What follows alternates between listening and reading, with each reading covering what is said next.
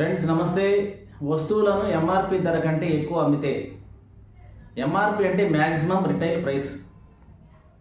వస్తువులను ఎంఆర్పి ధర కన్నా ఎక్కువ అమ్మితే ఆ షాప్ కీపర్ పైన తప్పనిసరిగా మనం కంప్లైంట్ అనేది ఇవ్వవచ్చు అనమాట.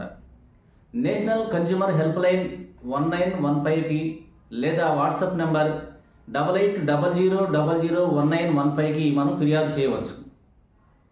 లీగల్ మెట్రాలజీ యాక్ట్ 2009 అలాగే కన్జ్యూమర్ ప్రొటెక్షన్ యాక్ట్ 2019 ప్రకారంగా ఆ షాప్ కీపర్ పైన తప్పనిసరిగా ఎంఆర్పి ధర కంటే ఎక్కువ అమ్మితే ఫిర్యాదు చేయవచ్చు.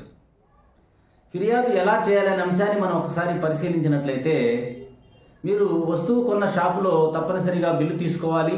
ఆ బిల్లు ఆధారంగా మీరు కన్జ్యూమర్ కోర్టులో కానీ లేదా నేషనల్ కన్జ్యూమర్ హెల్ప్ లైన్లో కానీ ఫిర్యాదు చేయవచ్చు. అలాగే డైరెక్ట్గా ఈ పోర్టల్లో కూడా మీరు ఫిర్యాదు చేయవచ్చు. ఎన్సిహెచ్ అనే ఈ పోర్టల్లో మీరు ఫిర్యాదు చేయవచ్చు.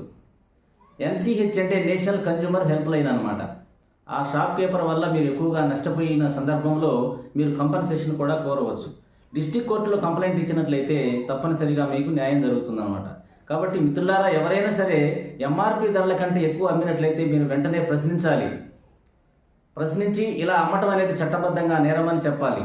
ఎందుకంటే ఎంఆర్పి ధర అంటేనే అన్ని పన్నులని కలిపి ఎంఆర్పి ధరలోనే ఉంటాయి. కాబట్టి అంతకు మించి అమ్మటం అనేది చట్టబద్ధంగా నేరం.